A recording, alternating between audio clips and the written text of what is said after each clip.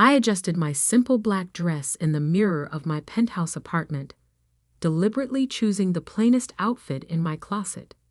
The standard issue MacBook I'd bought specifically for family visits sat on my desk, its screen displaying a few basic digital art pieces.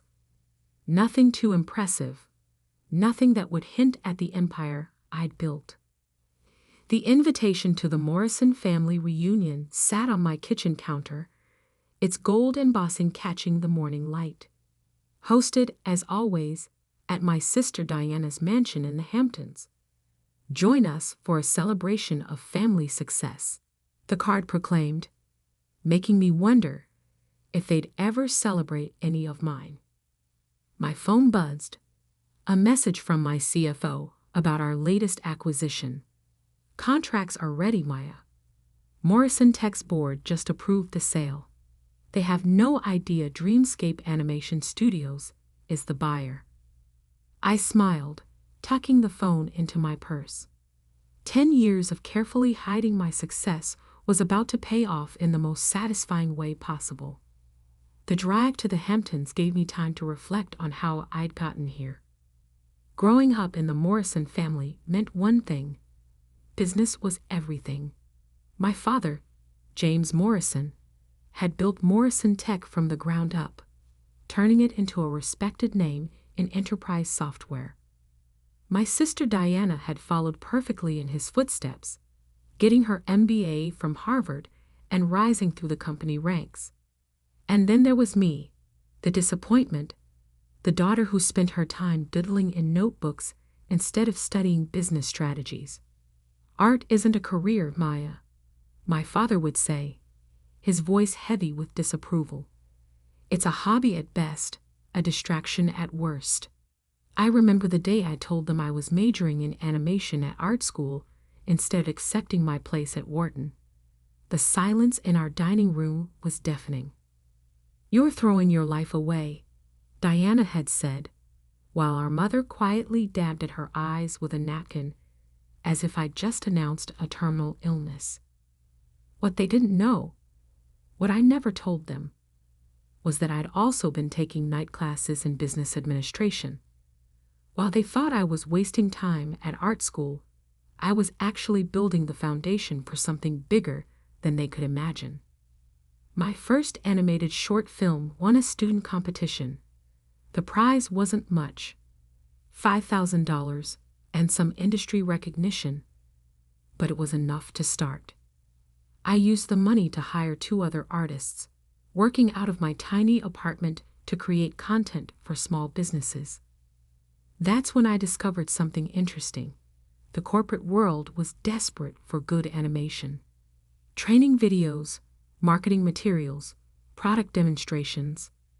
There was a huge market for high-quality digital content, and very few studios that could deliver it professionally. Within 2 years, my little team had grown to 15 people. We incorporated as Dreamscape Animation Studios, with me using my middle name, Phoenix, on all the paperwork. Maya Phoenix, not Maya Morrison, became the name behind what would grow into one of the most innovative animation studios in the country. The family never knew, of course. To them, I was still just Maya, the struggling artist who occasionally sold a digital piece online or did freelance work for local businesses. Every time they asked about my career, I gave them just enough information to maintain the illusion. Diana's mansion came into view, its manicured lawns and perfect landscaping exactly what you'd expect from someone who measured success in square footage.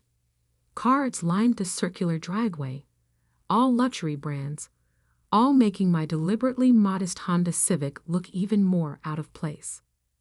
I parked at the far end of the drive, taking a moment to check my reflection again. I'd left my designer clothes at home, worn minimal makeup, kept my hair simple. Everything about my appearance had been carefully curated to maintain the image my family had of me. The struggling artist, the family disappointment. Maya. My mother's voice carried across the driveway as I approached the house.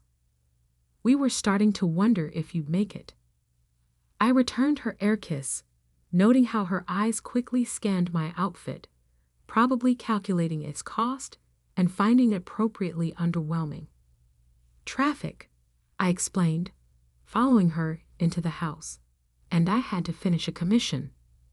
Oh, someone actually paid for your drawings? The pause before drawings was subtle but deliberate. If she only knew that just yesterday, I'd signed off on a $50 million contract with a major tech company for a series of animated training programs. Instead, I smiled sheepishly. Just a small business website. Nothing exciting. The house was exactly as I remembered it from previous gatherings. Ostentatiously decorated, designed to showcase the Morrison family's success. Photos lined the walls. Diana at her Harvard graduation, Diana with the Morrison Tech Board, Diana on the cover of Business Weekly. The single photo of me was from high school, before I'd disappointed everyone by choosing art over business. The great room was already full of relatives when we entered. Conversations about stocks, mergers, and market trends filled the air. My cousin James was holding court near the fireplace, talking about his hedge fund's latest acquisition. Aunt Patricia was showing off photos of her son's new startup. And there, in the center of it all, was Diana, perfectly coiffed in what I recognized as a $12,000 Oscar de la Renta dress. "Maya," she called out, her voice carrying that familiar note of condescension. "I'm so glad you could take time away from your art to join us." She embraced me briefly, careful not to wrinkle her dress. "You look," she paused, searching for a diplomatic word, "comfortable." "Thanks," I said, pulling at my target dress self-consciously, playing the part she expected. "Your dress is beautiful." "Oscar de la Renta," she confirmed, smoothing the fabric. "A little celebration for closing our latest acquisition. Morrison Tech just bought out our biggest competitor in the enterprise software space." I bit back a smile. If only she knew that in less than 24 hours, Morrison Tech itself would belong to my little art studio. "That's wonderful," I said. "Things must be going well." "Better than ever," she beamed. "In fact, I was just telling everyone about our next big move. We're branching into digital content creation, animations for corporate training, marketing, that sort of thing." My heart skipped a beat. This was exactly why I'd moved to acquire Morrison Tech. They were planning to enter my territory, potentially becoming a major competitor. Instead, they were about to become part of my empire. Not that Diana knew that yet. "Animation?" I asked innocently. "That sounds complicated." Diana laughed, the sound carrying across the room. "Oh, Maya, it's all business strategy. The actual drawing part is just technical work. We'll hire people for that. People like," she gestured vaguely in my direction. Well, Other relatives had drifted over, drawn by Diana's laugh. "Still drawing cartoons, Maya?" my cousin James asked, not bothering to hide his smirk. My fund is always looking for administrative assistants if you want a real job." "Thank you," I said quietly. "But I'm doing okay with my art." "Okay?" Diana raised an eyebrow. "Is that why you're still driving that old Honda? Still living in that tiny apartment?" They had no idea that I owned the entire building where my tiny apartment was located, or that my car collection included a Porsche and 2 Teslas. The Honda was just for family visits. "I get by," I shrugged. "Not everyone needs a mansion." "Getting by isn't the same as succeeding." My father's voice came from behind me. I turned to find him watching me with that familiar look of disappointment. Diana's latest deal is worth more than you'll probably make in your entire life drawing pictures. I felt a flash of anger but pushed it down. In less than a day, they would all learn just how wrong they were. The contracts were signed, the press release written. By this time tomorrow, Maya Phoenix would be revealed as the CEO of Dreamscape Animation Studios and the new owner of Morrison Tech. But for now, I just smiled and excused myself to get a drink. Let them have their moment of superiority. Let them believe what they'd always believed about me. After all, revenge is an art form too. The family reunion dragged on into evening, each hour bringing a new opportunity for my relatives to remind me of my perceived failures. I kept checking my phone, watching as messages from my executive team confirmed that everything was in place for tomorrow's announcement. Press release approved by legal. New York Times exclusive secured. Board transition documents ready for signing. I was standing by the floor-to-ceiling windows, watching the sunset over Diana's perfectly manicured garden. When my father approached, he held a glass of his favorite scotch, the same brand I had a case of in my office, though he didn't know that. "Maya," he said, his voice carrying that perpetual note of disappointment, "your mother and I have been talking." I braced myself. These conversations never ended well. "Diana's new digital content division will need artists," he continued. "Basic level stuff. Nothing too creative. But it would be steady work, benefits, a real salary." He emphasized real, as if what I did wasn't real work. "She's willing to give you a chance, despite your limited business experience." I took a sip of my champagne to hide my smile. If he only knew that my company's annual revenue was nearly triple what Morrison Tech made in digital services. "Thank you, Dad, but I'm okay with my freelance work." He sighed heavily. "Maya, you're 32 years old. Don't you think it's time to stop playing around with drawings and join the real world? Look at your sister. She's made something of herself."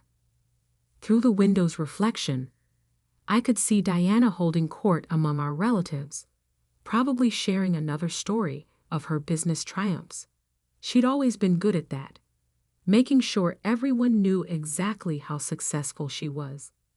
"I know you think art is just playing around," I said carefully, "but there's more to it than you realize." "Is there?" He gestured at my simple dress, my unassuming appearance, because from where I stand, all I see is wasted potential. You could have gone to Wharton, could have been part of Morrison Tech's legacy. Instead, you chose to throw it all away for what? Digital doodles. The words stung, even after all these years, even knowing what I knew.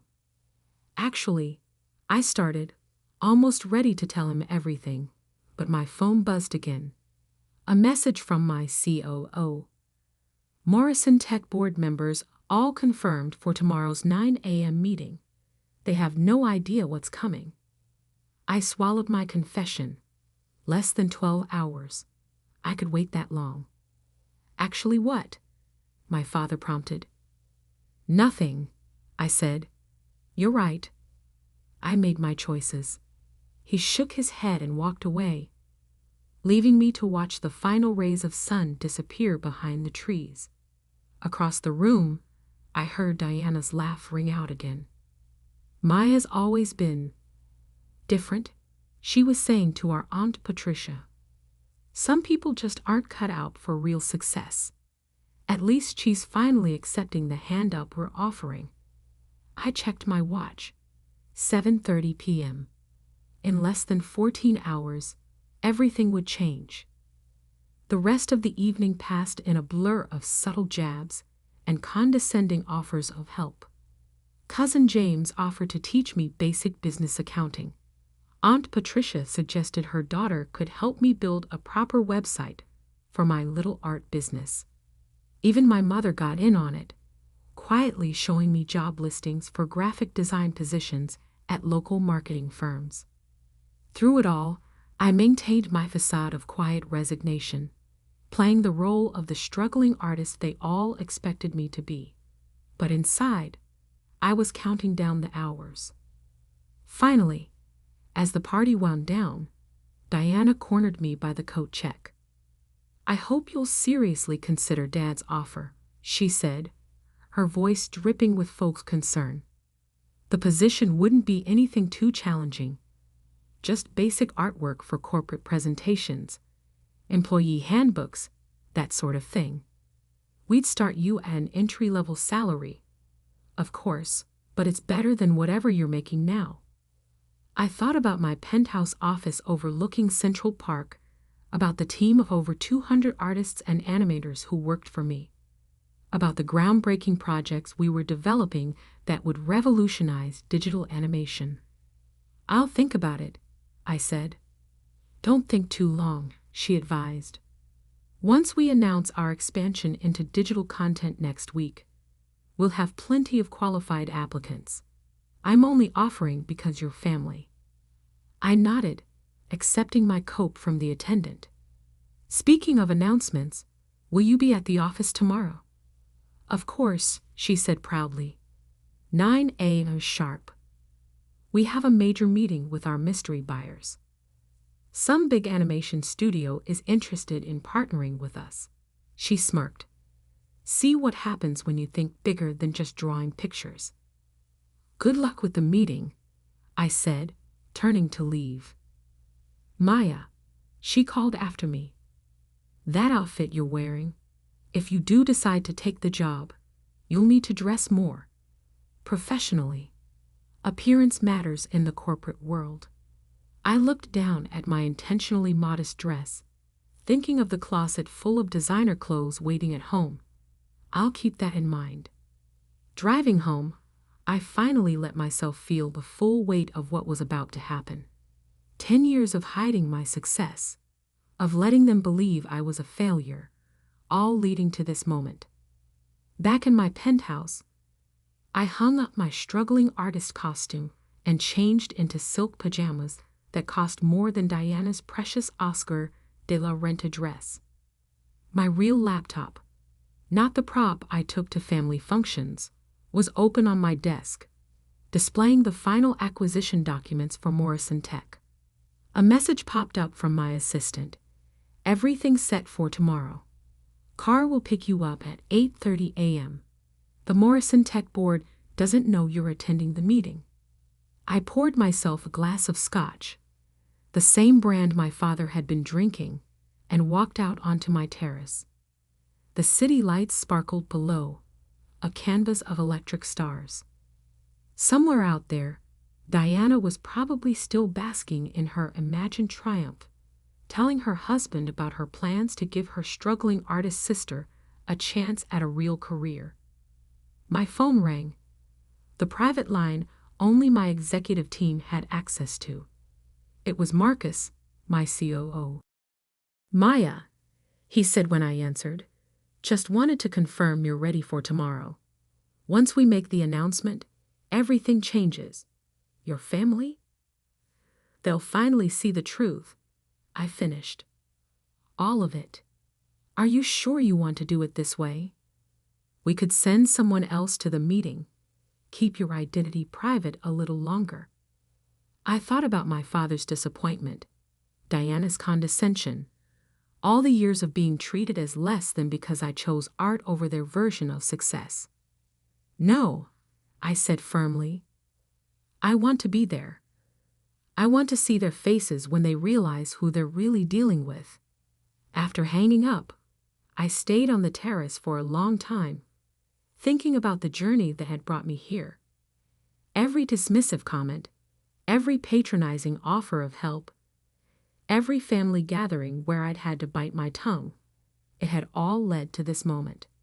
Tomorrow, they would learn that the daughter they dismissed as a failure had built something bigger than they could imagine.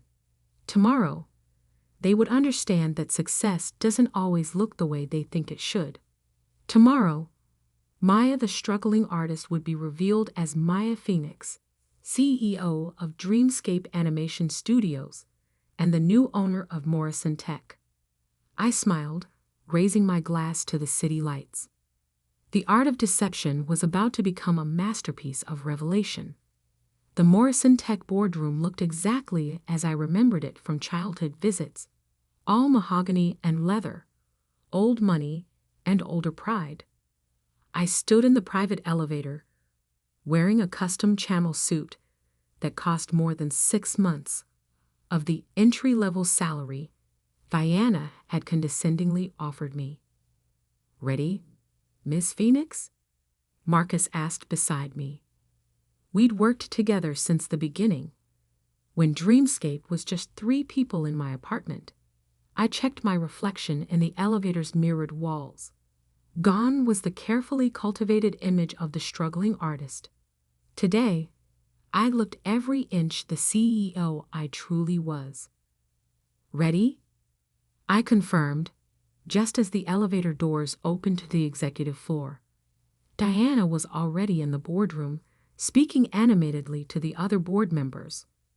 My father sat at the head of the table, looking imperial in his custom suit. Neither of them noticed me at first, too busy discussing their plans for the future. A future they didn't realize was about to change dramatically. "The Dreamscape representatives should be here any minute," Diana was saying. "Once we finalize this partnership, Morrison Tech will dominate the digital content space." "Actually," I said, stepping into the room, "there's been a slight change of plans." The room fell silent. Diana's mouth dropped open, her professional composure cracking for the first time I could remember. "Maya?" My father stood up, confusion evident on his face. "What are you doing here?" "This is a private board meeting." I smiled, placing my briefcase on the table. "I know exactly what this meeting is. In fact, I called it." "This is ridiculous," Diana snapped, recovering her voice. "Security won't be necessary," Marcus said smoothly, stepping forward. "Miss Phoenix has every right to be here." "Phoenix." Diana's eyes narrowed. "Her name is Morrison." "Actually," I said, opening my briefcase and beginning to distribute documents, "Maya Phoenix is my professional name. The name I used to build Dreamscape Animation Studios from the ground up. The name that's about to become very familiar to everyone in this room." The blood drained from my father's face as he looked down at the documents I'd placed in front of him. Acquisition papers, final sale contracts, press releases ready to go. This is impossible," he whispered. "Is it?" I took my place at the opposite end of the table. "Let me tell you a story about a girl who loved art and business equally. Who took night classes in business administration while attending art school. Who saw an opportunity in the market for high-quality corporate animation and built a company that now grosses over $100 million annually." Diana was frantically flipping through the papers, her hands shaking. You're Maya Phoenix, the CEO of Dreamscape?" "The same," I confirmed. "The company you've been trying to partner with, it's mine, has been since I founded it 10 years ago, right around the time you all decided I was throwing my life away." But you're just an artist," Diana stammered. "You live in a tiny apartment. You drive a Honda." I couldn't help but laugh. "I own the building where that tiny apartment is located. The Honda is just what I drive to family functions. Would you have preferred I showed up in my Porsche? Given you one more thing to assume I couldn't afford." My father was still staring at the documents, particularly the page showing Dreamscape's current market valuation. "All this time," he murmured. "All this time," I agreed. "Every family gathering where you mocked my career choice. every condescending offer of help, every comparison to Diana's real success. I was building something bigger than Morrison Tech could ever dream of being. Why? Diana demanded. Why hide it? Why let us think? Because you never would have accepted it. I cut her off. You would have tried to take control, to make it part of the Morrison Tech empire. You would have turned my vision into just another division of your company. I needed to build this my way, on my own terms. I stood up, smoothing my designer suit. And now, as of 9 a.m. this morning, Dreamscape Animation Studios is the proud owner of Morrison Tech. We'll be restructuring the company, focusing on innovation rather than tradition. Diana, your position as CEO will be eliminated, though you're welcome to interview for a role in our creative department. Father, you'll be transitioned to an advisory role until your retirement next month. The silence in the room was absolute. Even the other board members, who usually deferred to my father in everything, sat in stunned silence. You can't do this, Diana finally whispered. Actually, I can and I have. The board approved the sale last week, though they didn't know I was the buyer. The contracts are signed. The press release goes out in, I checked my watch, approximately 10 minutes. As if on cue, my phone buzzed. The New York Times exclusive was live. Art meets tech. Dreamscape Animation Studios acquires Morrison Tech in surprise deal. CEO Maya Phoenix reveals plans for digital innovation. I turned my phone around, showing them the headline. By the way, Diana, about that entry-level position you offered me yesterday, I'll have to decline. I'm afraid I'm overqualified. The next hour was a blur of legal formalities, shell-shocked board members signing transition documents, and my father sitting in stunned silence at the head of the table that was no longer his to command. As the board members filed out, leaving just my family, Diana finally found her voice again. All these years, she said, her voice hollow, you let us believe you were struggling. You let us pity you. No, I corrected her. You chose to pity me. You chose to see what you expected to see. The failed artist, the family disappointment. You never once considered that I might be capable of more. My father stood up slowly, looking older than I had ever seen him. Mina, save it, I said, but not unkindly. I didn't do this for revenge. I did it because it was the right business decision. Dreamscape needs Morrison Tech's infrastructure to expand, and Morrison Tech needs our innovation to survive in the modern market. I gathered my things, preparing to leave. There will be a family dinner tonight at Le Bernardin to formally announce the merger. I trust you'll both be there. They nodded mutely. Good. Oh, and Diana? I paused at the door. To dress professionally. Appearance matters in the corporate world, after all.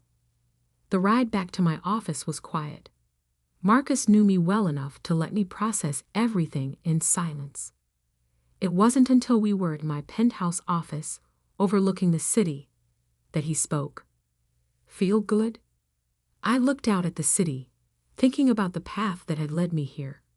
It feels right, like finally finishing a painting I've been working on for 10 years. My phone was flooding with messages. Relatives who had suddenly seen the news, who were just now discovering that the struggling artist they dismissed was actually one of the most successful CEOs in the digital media space. Cousin James, who had offered to teach me basic accounting, had already sent 3 messages asking if we could discuss potential synergies with his hedge fund. Aunt Patricia, who'd suggested her daughter help me build a website, was calling repeatedly. Even my mother had texted, Why didn't you tell us? I left them all unanswered. They'd have their chance to talk at dinner tonight. Instead, I opened my laptop and began working on the speech I would give to Morrison Tech's employees tomorrow. They needed to know that while leadership was changing, their jobs were secure, as long as they were willing to embrace innovation and creativity. A final message came through from Diana. I need to understand. Please, can we talk before dinner? I thought about it for a long moment before replying. Come by my office, the real one. Top floor of the Phoenix building on 5th Avenue. The security desk will be expecting you. An hour later, Diana stood in my office, looking distinctly uncomfortable. Her eyes darted around the space, taking in the original artwork on the walls, the view of Central Park, the clear evidence of success she'd never noticed before. Why? She asked simply. Why what? Why did I hide my success? Why did I buy Morrison Tech? Why did I let you all believe I was a failure? All of it. I gestured for her to sit, because you and Dad never would have accepted my success on my terms. You would have tried to make it fit your definition of achievement. Board meetings, quarterly reports, traditional corporate structure. But Dreamscape succeeded precisely because it wasn't traditional. We innovate. We create. We do things differently. But we're family, she protested. We could have helped. Like you helped yesterday.